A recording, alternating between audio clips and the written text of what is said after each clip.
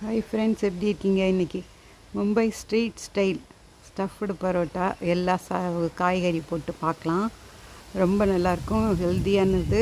பசங்களுக்கெல்லாம் ஸ்கூல் விட்டு வந்த இந்நாள் கொடுத்தாலும் சரி, ராத்திரி இல்லை மத்தியானம் கட்டி கூட கொடுக்கலாம்.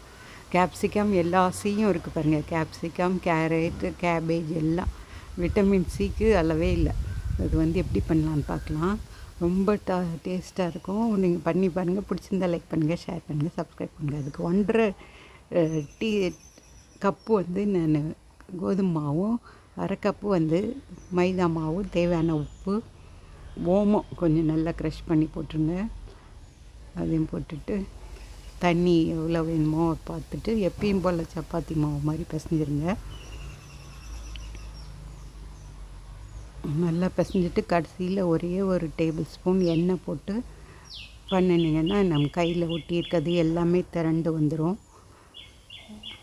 நல்லா அப்படியே உருட்டையாக வந்துடும். அதை மூடி வச்சுருங்க. ஒரு 30 மினிட்ஸ் நல்லா மூடி ஊறட்டும். அப்போ இன்னும் சாஃப்டாக கிடைக்கும்.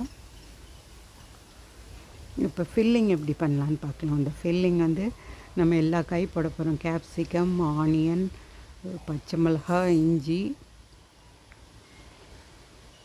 கேரட்டு, கேபேஜ் எல்லா சீயும் இருக்குது. அதில் விட்டமின் சியும் அப்படியே விரதமாக இருக்குது. பாயில்டு பொட்டேட்டோஸ் இது மட்டும் நம்ம பாயில் பண்ணி வச்சுக்கணும். மற்றதெல்லாம் அப்படியே போட போகிறோம்.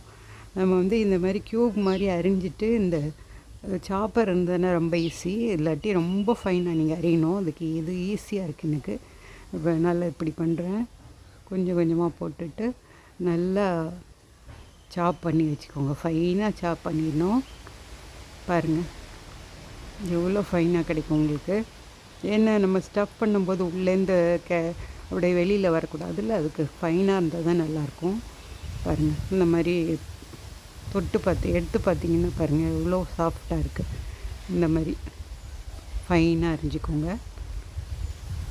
நம்ம க்யூப் மாதிரி அரிஞ்சிட்டு எல்லாத்தையும் போடணும். நான் இதுக்கு 1/2 மிளகா தான், 1 மிளகா சொல்லியிருந்தேன். 1/2 மிளகா போதும். ஏன்னா மிளகா தூள் வேறு போட போகிறோம். 1/2 மிளகா தான் போட்டு அதையும் சேர்த்து இஞ்சியும் சேர்த்து நம்ம இதிலே அரைச்சிடலாம். நல்லா ஃபைனாக ஆகிடும். அப்புறம் இன்னொரு வாட்டி போட்டு இந்த கேரட்லாம் போட்டு வச்சுக்கேன். எல்லாம் ஒரு தட்டில் ஒரு பவுலில் எடுத்துட்டு நல்லா மிக்ஸ் பண்ணுங்கள். அதில் நல்லா பாயில்டு அந்த பொட்டேட்டோ வச்சுருக்கோம்ல, 3 சேர்த்துருக்கோம். அதையும் சேர்த்து நல்லா கலருங்க. மஞ்சத்தூள், மிளகாத்தூள் தேவையான அளவு, அப்புறம் உப்பு தேவையான அளவு போட்டுட்டு இதில் ஜீரகம் போடணும். நான் அதில் ஓமம் போட்டேன், இது ஜீரகம் போடணும். எல்லாம் நம்ம ஜீரணத்துக்கு ரொம்ப நல்லது. அதனால தான் அதெல்லாம் போடுறோம். இந்த கொரியாண்டர் பவுடர் ஒரு 1/2 டீஸ்பூன் போட்டிருக்கேன்.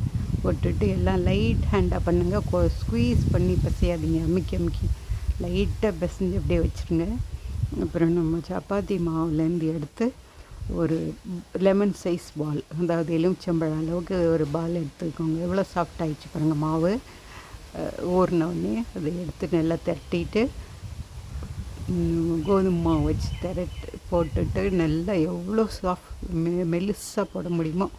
ஏன்னா நம்ம ஓரளவுக்கு நல்லா மெலிசாக போட்டுட்டு அதில் வச்சுட்டு லைட்டாக தான் நம்ம போட போகிறோம். அந்த ஸ்டஃப் பண்ணதுக்கப்புறம் ரொம்ப ரோல் பண்ணக்கூடாது.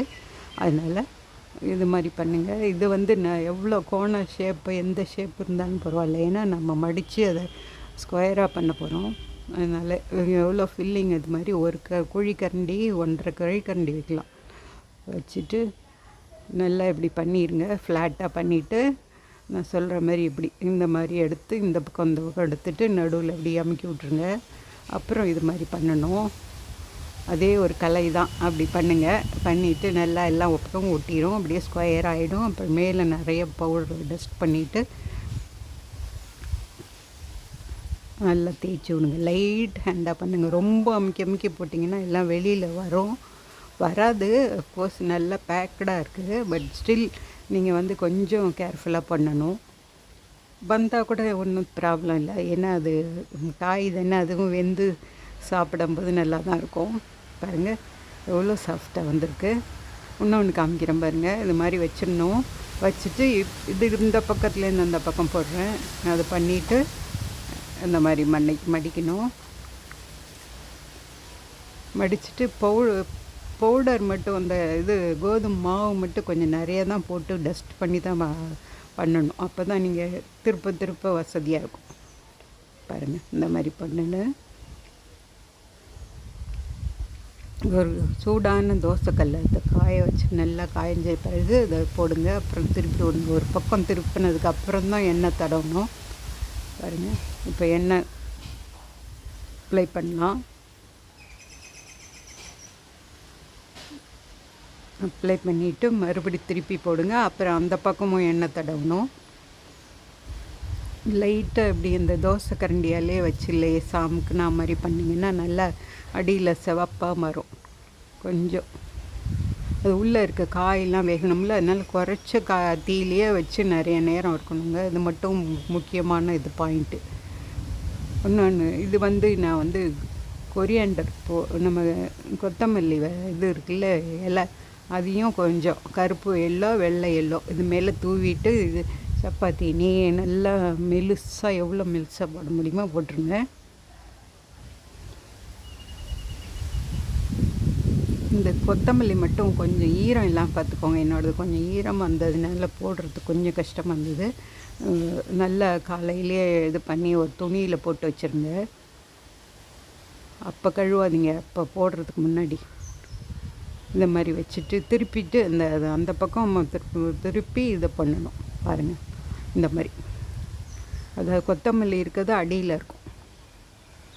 இந்த மாதிரி இப்போ லேசாக பேட் பண்ணிவிட்டு இப்படி நல்லா ஸ்கொயராகவே எடுத்து விடுங்க. வெளியில் வராது, வந்தாலும் ஒன்றும் பிரச்சனை இல்லை. கொஞ்சம் வந்ததுன்னா கூட உங்களுக்கு நல்லா தான் இருக்கும். இங்கே பாருங்கள் எவ்வளோ நல்லா இருக்குது. இது என்ன பண்ணது டைம் ஆகுங்கிறதுக்காக ஃபுல்லாக மறுபடி காமிக்கல. இது பாருங்கள், இது கொத்தமல்லி போட்டது சாப்பிடும்போது அவ்வளோ நல்லாயிருக்கும். பிடிச்சிருந்தால் லைக் பண்ணுங்கள், ஷேர் பண்ணுங்கள், சப்ஸ்கிரைப் பண்ணுங்கள். பாருங்கள், உங்களுக்கு காமிக்கிறேன் எவ்வளோ சாஃப்டாக இருக்குது. எடுத்திங்கன்னா அது பாருங்கள் எவ்வளோ சாஃப்டாக இருக்குது. அதை நான் கட் பண்ணி காமிக்கிறேன் உங்களுக்கு. இப்படி எடுத்திங்கன்னா 2 பிரிவாக நல்லா பிரிஞ்சுட்டு அவ்வளோ காய்கறி இருக்குது பாருங்கள் உள்ள. பசங்களுக்கெல்லாம் ரொம்ப நல்லது. பிடிச்சிருந்தால் லைக் பண்ணுங்கள். இதெல்லாம் என்னென்ன இருக்குது இந்த காய்கறியிலன்னு நான் போட்டிருக்கேன். பிடிச்சிருந்தால் லைக் பண்ணுங்கள், ஷேர் பண்ணுங்கள், சப்ஸ்கிரைப் பண்ணுங்கள். தேங்க்யூ. எங்கள் வீட்டில் தினமே வரும் இந்த தவிட்டுக்குருவின்னு பேர். அது டெய்லி குளிக்கும். எனக்கு வேண்டாத உடஞ்ச பேனு விருப்பு சட்டிலாம் வச்சுருக்கேன். நீ கொஞ்சம் வைப்பேன். டெய்லி அதுக்கு தெரியும். இந்த மத்தியான வேலையில் 12 மணி சமயத்தில் குளிக்க வரும். பக்கத்தில் தானியம்லாமும் வச்சுருப்பேன். சாப்பிட்டுட்டு ரொம்ப என்ஜாய் பண்ணோம். பிடிச்சிருந்தா லைக் பண்ணுங்கள். இதே மாதிரி நீங்களும் பேர்ட்ஸ்க்கு ஏதாவது வச்சு